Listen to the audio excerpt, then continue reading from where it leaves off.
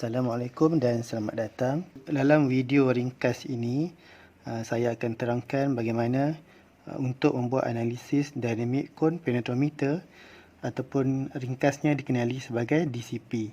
Okey, dalam DCP test ni, tujuannya adalah untuk kita nak membuat anggaran estimation berapakah value California bearing ratio untuk setiap root layer ataupun CBR lah. Okey. Kalau kita ingat kembali dalam root layer, inilah lapisan katalah ini lapisan kita punya lapisan bituminous surface. Okay, and then kita ada lapisan root base, kita ada lapisan sub base, dan of course lah bawah ini adalah existing soil ataupun subgrade. Okay, dan selalunya lah untuk jalan-jalan dekat Malaysia ni, lapisan surface course ini ada dua layer, iaitu wearing course dan juga binder course. Okay, so dalam ujian DCP ni kita akan buat selepas ujian semakan thickness dijalankan. Okay, di mana kebiasaannya kita akan buat coring lah. Okay, kita akan coring bahagian ni. So the core sample ni kita keluarkan. Okay, so kalau JKR biasanya akan dapatkan density dan juga thickness lah untuk core sample ni. So dekat sini adalah ada dua bahagian lah, wearing course dan juga binder course. Okay, so lubang yang ada ni, okay, dia selalunya kita akan buat ujian DCP test. Okay, okay, di mana satu rod sepanjang 1 meter akan diketuk, okay, akan di blow sampailah mencapai kedalaman jumpa ke subgrade ni lah, sampai jumpa ke subgrade. Okay, selalunya antara 850 ke 900 lebih sikit mm kita dah jumpa subgrade lah, normal. Okay, so kita akan buat test ni. So selalunya dalam test ni, every blow dan berapa penetration dia dalam mm kita akan ambil lah. Okay, katalah blow pertama dia akan ketuk. Okay, ketuk satu. Okay, berapa blow masuk, berapa mm masuk. Okay, dan kita ketuk lagi dua, berapa mm masuk, sampailah mungkin kita target nak sampai 900 mm. Kalau tanah yang keras mungkin sampai 200 ke 300 blow. Okay, kalau tanah yang lembut mungkin sampai 100 blow pun dah jumpa ke lapisan subgrade. Okay, so apa yang kita boleh dapat daripada test ni, okay, objektif test DCP ni, okay, objektif DCP test ialah kita boleh dapat dua perkara, iaitu yang pertama kita boleh anggarkan berapakah ketebalan untuk lapisan base dan juga ketebalan lapisan sub base. Okay, kalau ada, kita boleh anggarkan lah. Boleh anggarkan berapa ketebalan dia. Dan yang kedua, kita boleh dapatkan berapakah CBR value untuk lapisan base, lapisan sub base dan juga lapisan subgrade. Ini tujuan utama dia lah, untuk dapatkan CBR value. Baik, so saya akan tunjukkan bagaimana kita nak buat analisis daripada ujian DCP test lah. Okay, so ini ialah borang DCP test. Okay, di mana satu ujian telah dilakukan di jalan route 283. Dalam ujian ini menunjukkan initial reading, bacaan awal of DCP adalah 120 mm. Okay, so dekat sini menunjukkan bahawa dalam ujian DCP test ni, lubang coring yang dikeluarkan, okay, ialah setebal 120 mm. Okay, maksudnya bila test ni dibuat, rod sepanjang 1 meter diletakkan, okay, dalam lubang coring ni. So bacaan utama ni kita akan letakkan sini adalah kita punya bacaan pembaris ni, okay, bacaan mm ni. So baru dia letak dia dapat bacaan sedalam 120 mm. Okay, so maksudnya ialah kosong blow, kita tak buat blow lagi, okay, baru kosong blow dah mendapat bacaan 120. Okey. Dalam test ni dia teruskan lagi. So, kita akan buat blow dengan penetration dalam unit mm. So satu blow dapat berapa, dia akan buat lah dua berapa, tiga berapa. So dalam kes ni nampak pengenali hanya letak 10 blow berapa bacaan. Diikuti 10, 10, 10, 10, 10. Maksudnya lapisan base yang dibuat, okey, lapisan base of sekolah. Selalunya kita akan letak crush aggregate, okey. Lapisan ni selalunya adalah crush aggregate. Okey. So dia memang keras. So walaupun baru 10 blow baru nampak satu penetration yang agak signifikan lah. Okey, sebab itulah dia letak terus 10 setiap every 10 blow baru dia letak satu bacaan. Okey, 10 blow, 10 blow, 10 blow sebab keras. Sebab keras. Okey. And then selepas tu perhatikan dia dah start 5 blow ni. Nampak? Dia dah start 5 blow. Okey, maksudnya dia dah jumpa lapisan yang mungkin lebih lembut lah. Secara kemungkinannya mungkin dia rod ni dah jumpa lapisan base. Okey, makin lembut. Ataupun bila rod tu semakin kita blow dia di atas ni, kita tak hammer ni, bila kita blow dia, kita jumpa lapisan sampai ke subgrade. Okey, so subgrade dia makin lembut lah. Okey, sebab itulah bacaan ni nampak dia dah start dengan, okey, hujung ni dia start dengan blow dia satu saja. Okey, satu sampai dia stop dekat bacaan sekitar dia dapat 900 mm. So dia boleh keluarkan penetration rod tadi. So kita akan mulakan dengan analisis ini. So untuk step yang pertama ialah awak dapatkan jumlah blow untuk setiap number blow ni yang ada dalam borang inilah. So just tambah sajalah. So 0, 0, 0 campur 10, 10, 10 campur 10, 20, 20 campur 10, 30, 30 campur 10, 40, sampailah siap lah. So, so yang bawah ni, kalau tengok yang bawah ni, so sampai ni 140 campur 5, 145 lah. Okay, sampai yang 170 campur 2, 172, sampailah yang kelas sekali, kita awak akan dapat jumlah blow ialah 179. Okay. So tambahkan. Okey, so daripada data ini, okey, so kita akan plot graph menggunakan kita graph biasa lah, graph biasa. Okey, so dalam kita akan plot di paksi Y ialah penetration mm dan juga paksi X nya ialah jumlah blow. Okey, jumlah blow.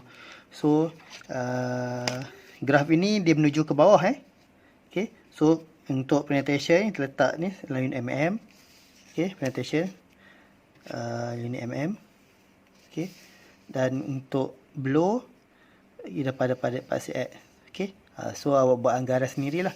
Boleh tengok dari segi scale-nya, kalau boleh biarlah pakai menggunakan sepenuhnya keluasan graf ini lah. Okey, so kalau dalam case untuk blow, kita tengok nilai maksimumnya ialah 9, blow ialah 179. Okey, so kita boleh ambil, kalau boleh biarlah kita stretchkan sampai yang paling besar sikit lah daripada dia, 180 kan. So kat 100. Okey, kalau untuk blow paling banyak ialah penetration ialah 905. Okey, so kita boleh set lah. Okey, sampai 1000 200 sampai 1000 kat sini. Okey, so kita akan plotkan di antara jumlah blow ni lawan dengan penetration. Jumlah blow lawan dengan penetration. So saya tunjukkan contoh. Yang pertama, jumlah blow ialah 0. Okey, masuk dalam 120. Okey, so kita akan letak ukuran kat sini lah, kan. Okey, so awak akan plot seterusnya lah. 10, 140. Okey, ni 110, 140 sampai seterusnya 20, 170, sampailah last sekali 179 dengan 905. Okey, so awak akan dapat graf ni, dia semakin lama dia akan semakin turun dan semakin menjunam lah ke bawah ni. Okey, so sekarang kita dah plot. Okey, so bila dah plot, kita akan dapat graf plotnya macam saya sebut tadi, menjunam ke bawah. Okey, so next step kita akan buat line. Okey, yang mana line ni akan memisahkan antara beberapa layer jalan lah. So kita tengok kat graf ni, dekat mana berlakunya titik perubahan, chain of gradient lah, perubahan kecerunan yang ketara. Okey, so kita tengok kat sini contohnya. nampak macam sama aja. Gradually dia turun sikit-sikit sampai ke point sini, dia start satu kecerunan yang lain. Kan kelepasan nampak. Okey. Ni sama. Dan yang satu lagi ujung di start kat point sini, dia jadi lagi satu perubahan chain of gradient, perubahan kecerunan lagi. So ada 3 kalau kita pasal kat sini. Okey. Kenapa berlaku macam ni? Kita boleh tengok balik ke data kita tadi. Okey. Kalau kita pasal ni semua sama, 10 blow, 10 blow, 10 blow. Okey, 10 blow sampai ke sini 5 blow. Dia makin banyak masuk, terus di 400, 440, 470, 5 blow 50. Okey. And then sampai ke 222, 111, masuk kat sini kita boleh agaklah ada 3 lapisan jalan yang telah kita buat test, di mana kenapa berlaku perubahan penetration ni disebabkan ada perbezaan material ataupun bahan jalan yang tak sama.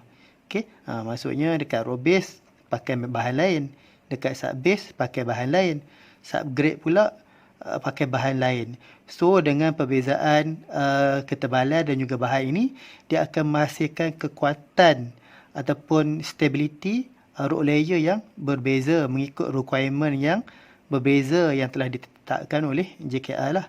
Okay. So kita boleh agak lah. Dekat sini tadi dekat point 145 ni berlaku satu titik kat sini lah perubahan. Kan? And then yang keduanya dia berlaku pula dekat kawasan sekitar 172 dekat point 2 ni.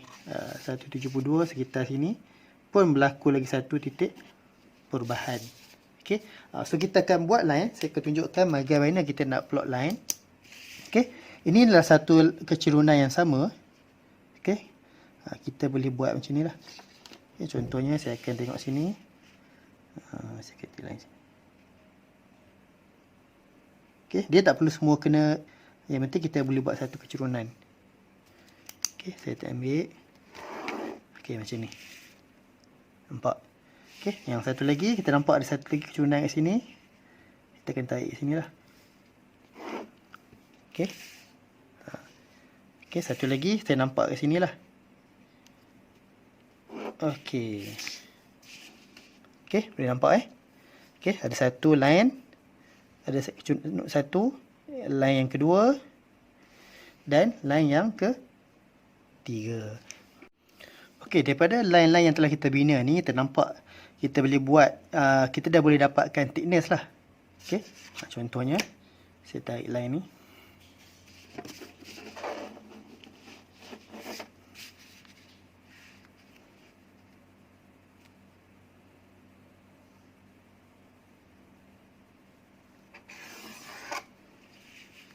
Satu line. Okey, ini pun satu line kat sini. Okey, nampak perbezaan. Ada satu lagi dekat perbezaan ni, dekat ni kita boleh nampak. Okey.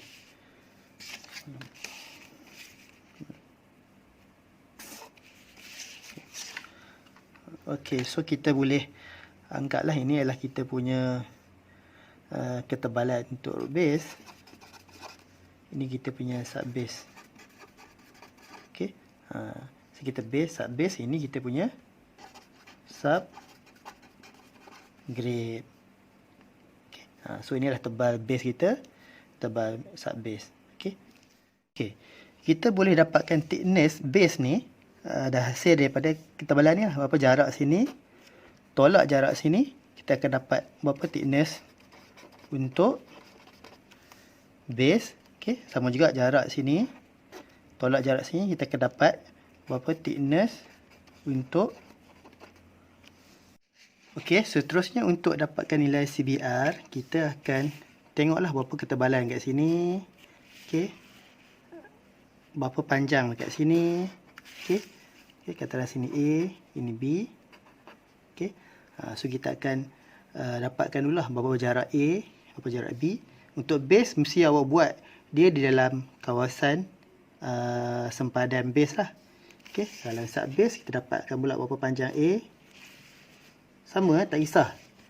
A, besar ke kecil terpulang. Yang penting mesti berada dalam kawasan ni lah. Okey. A, B. So dapatkan untuk base, untuk dapatkan DCP, dapatkan berapa A, berapa panjang B. Untuk sub base, dapatkan panjang A, berapa panjang B. Mesti buat line ni lah, atas garisan ni. Ini subgrade, panjang A, panjang B. Okey, bila dah siap, okey, macam saya sebutkan tadi, kita akan dapatkan thickness untuk lapisan ini. Kita panggil sebagai lapisan, ini adalah lapisan base. Okey, inilah lapisan sub base. Ini adalah lapisan subgrade. Okey, lapisan subgrade. Okey. So untuk ketebalan lapisan base, kita boleh tengoklah, dapatkan sini berapa koordinat sini. Okey, dalam lebih kurang 380. Tolak yang ketebalan ni permulaan 120. So kita akan dapat sekitar thickness-nya ialah, okey, kita akan buat table macam ni lah. Okey, sambung thickness, DCP, CBR, requirement JKR, dan juga kita akan check status dia lah. Okey, so dalam case ni kita dapat tadi sekitar kita dapat 380, berkurang lah 380 mm, tolak ini dah 120 mm. So kita akan dapat lebih kurang 260 mm tebal rope base. So boleh semak lah dengan spek betul tak kontraktor bina 260 ni. Okay, spek berapa kan. So kita tengok thickness untuk base adalah 260. So dalam kaedah yang sama, kita semak balik jugalah untuk sub base. Jarak sini tolak jarak sini. So saya dapat berkurang 200 mm. Okay. Okay, untuk subgrade tak perlulah thickness kan. Subgrade ni existing soil dalam lah. So kita tak ada thickness dia lah. So saya tulis sebagai not applicable lah. Okey. Seterusnya kita nak dapatkan nilai DCP untuk setiap layer. DCP untuk layer base, DCP untuk sub base, DCP untuk subgrade. So macam mana nak buat? Okey, kita semak balik borang tadi. Okey. Dekat borang biasanya kita akan pakai hubungan ni lah. Okey. Hubungan dia. Okey. DCP bersamaan dengan penetration. Penetration adalah paksi Y bahagi dengan blow. Blow adalah paksi X. Okay. CBR pula adalah 269 bahagi dengan DCP. Ini adalah relationship between CBR dengan DCP. Hasil daripada research yang banyak dilakukan. Okay. Cumanya dekat Malaysia, JKR menggunakan pakai CBR equal to 269 over DCP. So awak akan dapat CBR lah unit percentage. Okey, so kita tengok. Okey, DCP tadi saya sebut ialah jarak di antara nisbah ataupun jarak ataupun nisbah antara penetration bahagi dengan blow. Okey, so saya buat macam tadilah saya tunjukkan. Okey, kita ambilkan jarak dalam kawasan base dalam kawasan base. Sebab kita nak buat untuk DCP base. Okey. A, dapatkan berapa panjang A. Kita sambung dengan, mesti buat segitiga macam ni. Okey. Berapa panjang B. Okey, dapatkan panjang A, maksudnya jarak sini, tolak jarak sini. B pula panjangnya jarak sini, tolak dengan jarak dekat sini. Okey. Contohnya saya dapat dalam case ni adalah DCP level ni, saya dapat sekitar 340 tolak 200 bagi dengan 118 tolak dengan 40. Okey, DCP ni adalah A per dengan B. Okey, so dapat sekitar 1.79. Okey, sambung juga teruskan dengan sub base dan juga subgrade lah. Mana kita akan A bahagi dengan B. Okey, so dekat sini ini saya akan dapat sekitar 6.25. Ini saya dapat sekitar 90. Besar lah. Sebab kita tengok lah, semakin curam, makin curun, nilai DCP akan makin besar lah. Okay. Tengok sini untuk base agak landai. So kecil saja nilai DCP dia. Okey, untuk subgrade lagilah besar 90. Okey. So seterusnya kita akan dapatkan nilai CBR pula. Okey, tengok tadi. Kita dah ada setiap layer ni, dah siap buat graf. Dapatkan thickness, dapatkan DCP. So next kita akan dapatkan nilai CBR. Okay, macam saya tunjukkan tadi, di Malaysia JKR pakai hubungan di antara CBR dan DCP sebagai 269 per DCP. So dalam kes ni awak terus kira lah. 269 bagi 1.79. 269 bahagi dengan 6.25. 269 bahagi dengan 90. Okey. So dalam kes ni dapat 150%. Okey, kes ni dapat 43%. Okey, yang bawah ni dapat sekitar 3%. Okey, buat conclusion, iaitu CBR untuk dalam kes ni, CBR untuk layer base dapat 150%. CBR untuk jalan ni, nilai CBR untuk base kita dapat 150%, nilai CBR untuk lapisan sub base dapat 43%, dan subgrade kita dapat 3%. Okey. So kita boleh semak lah berapa requirement yang biasa JKR nak lah. Selalunya JKR perlukan requirement untuk road base ialah sekitar 80%. Okey, nilai untuk sub base sekitar 30%. Okey, so nilai untuk subgrade katalah 5%. Okey. So kita boleh buat semakan lah. Okey. So 150, so dia greater than 80%. So kita boleh semak ni sebagai okey. Okey, check ataupun status dia untuk lapisan base okey. Lapisan ni pun 43%, lebih dari 30%, okey.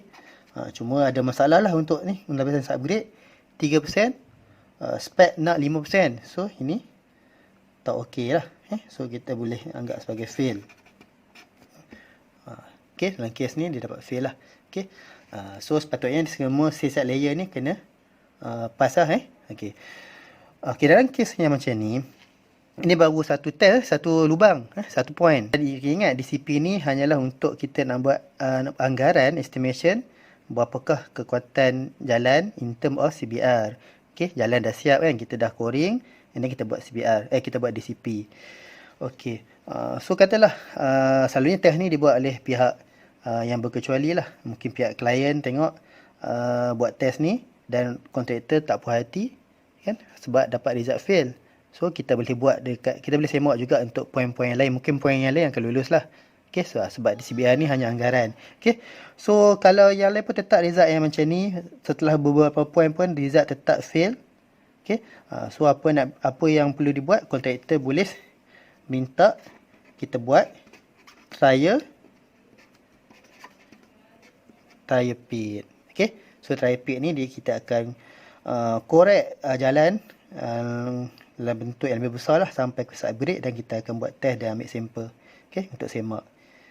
Okay, so itu saja saya ingat daripada saya bagaimana kita nak buat analisa daripada data DCP test. So saya harap video ini dapat membantu semua untuk membuat analisis ujian DCP test. So itu saja, jumpa lagi ya.